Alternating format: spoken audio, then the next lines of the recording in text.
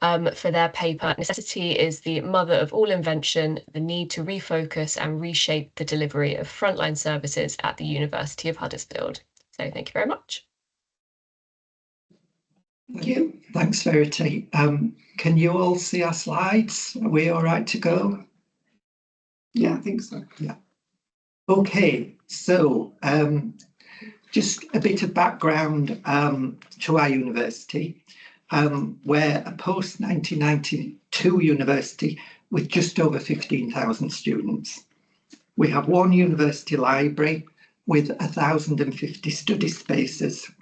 And what will become clear later on is we also have 2 supplementary rooms, literally 2 minutes away from the library, but in the same building, with 58 study spaces between them, and they remain open 24/7, 365. We're a converged service, converged computing and library, comprising academic services, customer services, and computing services.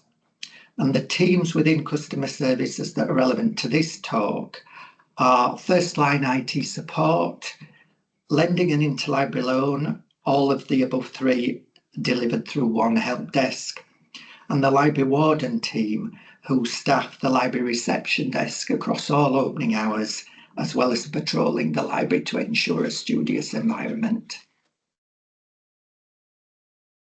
So why did we need to refocus and reshape? As some of you will be aware, our institution announced their transformation initiative in spring 2024, which was going to mean that by that September, we were going to have reduced staffing levels in some areas of customer services, which necessarily had direct consequences for the key services that we deliver. So basically, we needed to take a good look at those services to ensure that we could mitigate against any negative impact, maintain and sustain services, and not least reassure our remaining staff that we could do that without negatively impacting on them too. So the approaches we employed, we took quite a pragmatic approach. We looked at the data that we were already collecting to inform our decision making.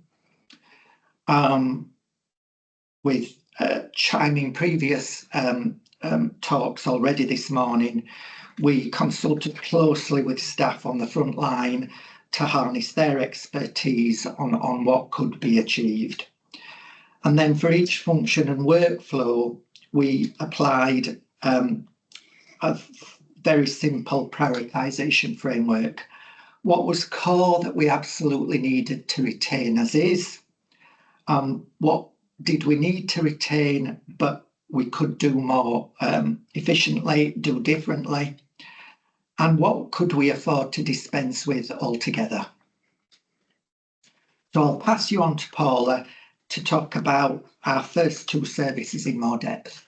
Hello. The first service we're going to talk about is library opening hours.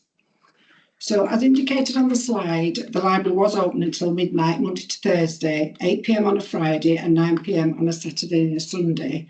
In addition to this, we provided extended periods of opening throughout the year when the university was closed, for example, at Christmas time. And as Chris has mentioned previously, our facilities are supplemented by a 24/7 computer suite. So the approach employed here was to look at existing data, and in regards to opening hours in particular, the key data is occupancy numbers, which is bums on seat in the library. We knew that entry numbers declined during the last couple of opening hours, but to determine whether there was a case for reducing our opening hours and closing the library earlier during the autumn and spring terms and summer vacation, we needed to review the occupancy data. This would inform if there would be sufficient capacity in the 24/7 computer suite to accommodate anyone wishing to continue to study should the library close earlier than is currently the case. So this is an example of peak occupancy data. So these tables show the combined occupancy in the library and 24/7 computer suite from the equivalent 2-week periods in November 22 and 23. For information, occupancy numbers are manually collected by our library wardens who patrol the library floors. We have removed the actual figures from the slide just for simplicity. The green cells indicate where there would be potential to close the library earlier, as there would be sufficient capacity in the 24-hour suite. The red cells indicate when the tipping points fall, if occupancy exceeded 58, the number of study spaces in the suite. As can be seen, after 9:30 p.m, occupancy numbers would not breach capacity in the computer suite. The second set of data analysed was library entries.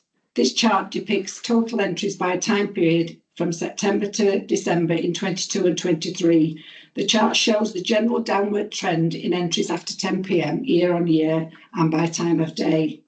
These trends were also backed up by a drop in PC logins between 10 p.m. and midnight, which went down to single figures.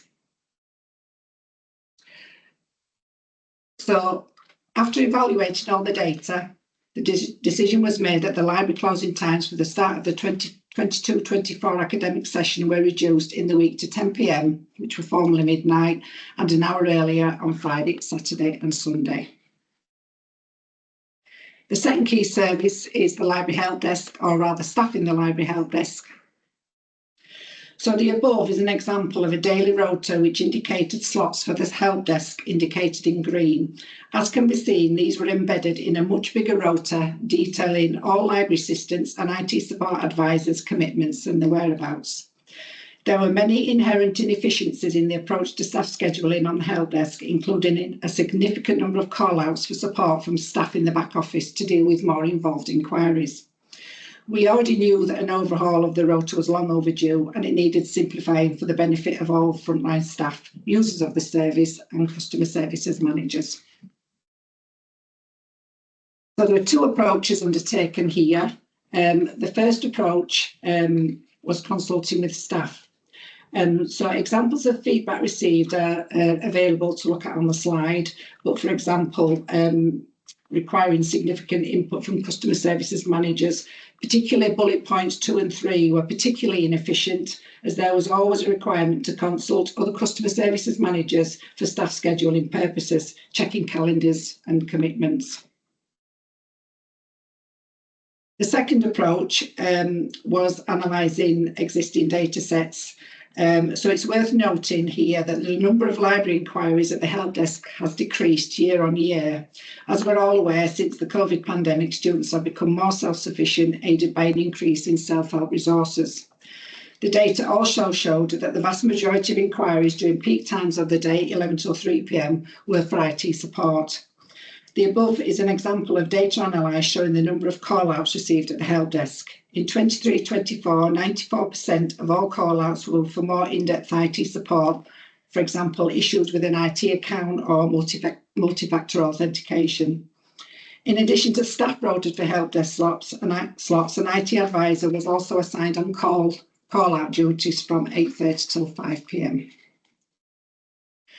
So afterwards, we ended up with a much more simplified approach to staffing the help desk, which we implemented.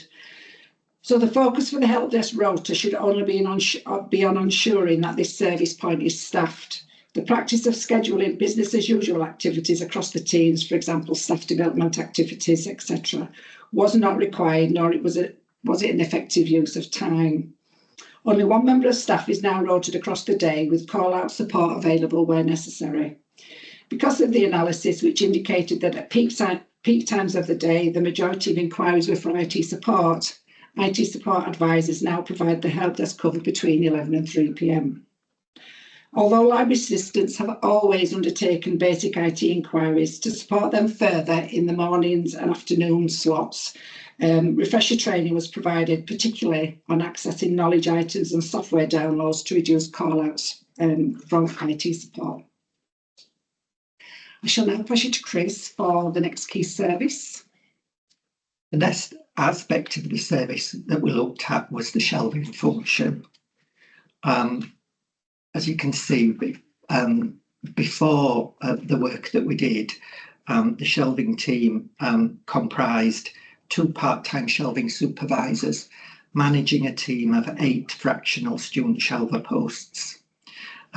Managed because they did a pretty good job at recruiting, training, scheduling, and taking care of the students' ongoing performance and development. The shelving function was also supported at that time on a fairly ad hoc basis by the library warden team. So, as you can see, even though we had known for some time that the circulation of the print stock was continuing on a downward trend, what happened last year involved quite a significant reduction in that team because we lost all the student shelvers.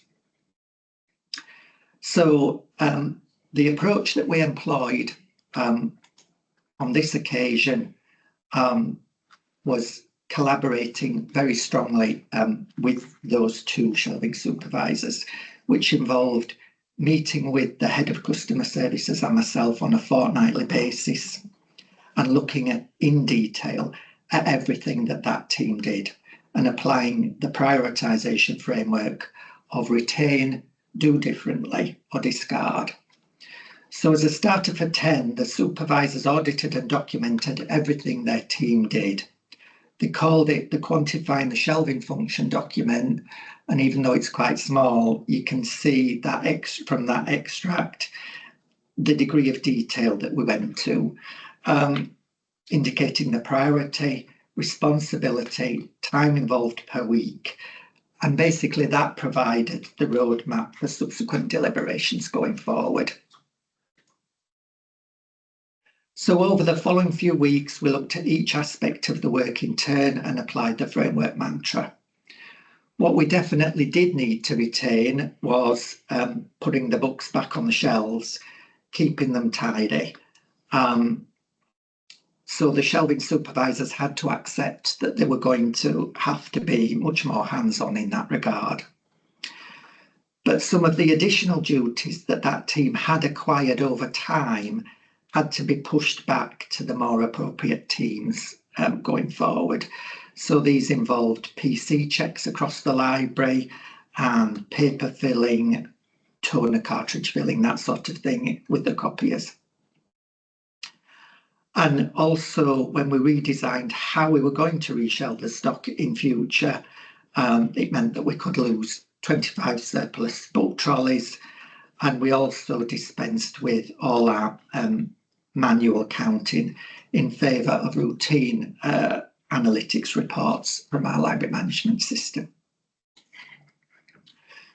So afterwards, the shelving function hasn't been impacted, the performance hasn't been impacted. Returns continue to decline, but we're maintaining our performance and quality service levels. We do an audit once a term. So what helped us was we formalised the input from the library warden team, and also the 4 remaining library assistants now provide scheduled support, backup support basically. However, something the shelving supervisors felt most strongly about losing was their team management role. But to some extent, we were able to compensate for that by also training them up to support the help desk and interlibrary loans on a quid pro quo basis. Interlibrary loans is the final service that we're going to talk about today. As you can see before from our vital statistics, the before situation. Requests from our own borrowers were processed on the Alma resource sharing module, and requests from other libraries at that time were managed via email and on spreadsheets. The help desk library assistants had developed particular specialisms over the years, which meant that lending and interlibrary loan tasks weren't necessarily shared out equally across members of the team at that time, which had allowed inconsistencies in practice to creep in. The approach, applying the mantra again, meant that obviously we had to retain the core borrowing and lending functions, but do differently. We rationalised, deduplicated and updated the staff manual, and retrained the library assistants so that we were all doing the same consistently across the piece. And we discarded all manual statistics recording. However, as if we needed to be reminded that this approach almost needs to be iterative and ongoing.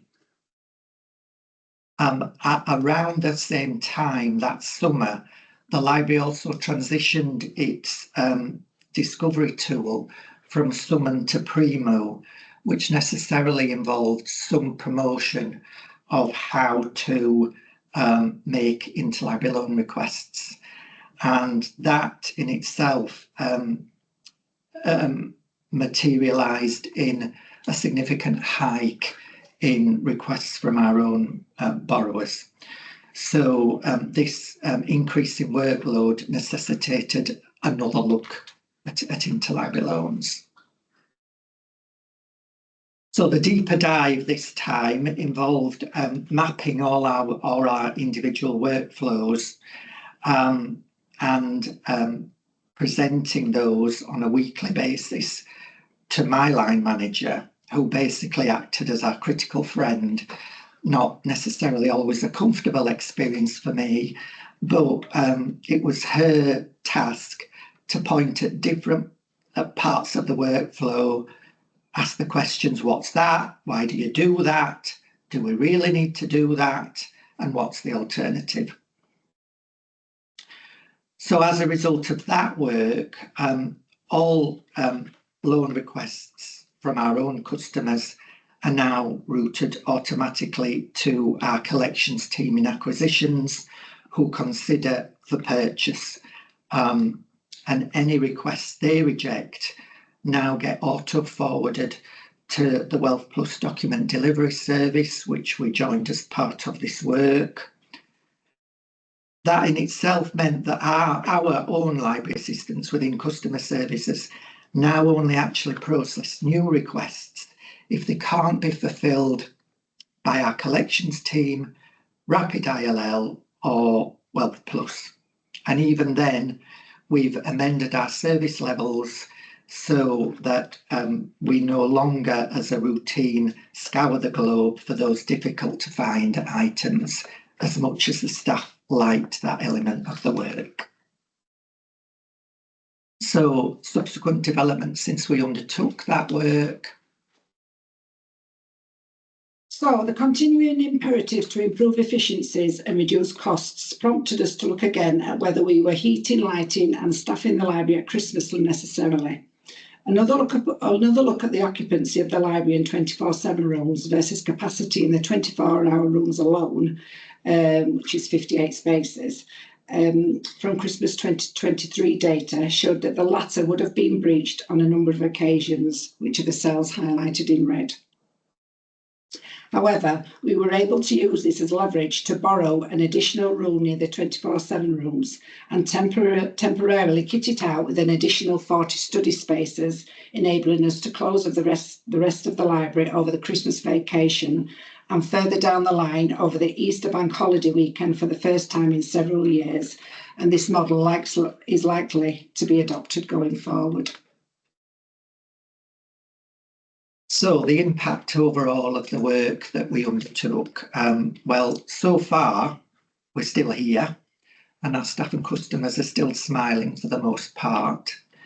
We've maintained our service standards, for example, the time it takes to reshelve print items and the accuracy of that task, and keeping our shelves in good order and the library looking nice. Students with IT enquiries get a better quality of service more immediately at the help desk throughout the day. And so far, touch wood, any negative feedback we've received from customers regarding our opening hours has been minimal. Where staff have felt their roles have been diminished, we've tried to compensate and help ourselves build some resilience into the overall system by giving them new challenges and cross-training them in other areas. So there is light at the end of the tunnel. Thank you for listening.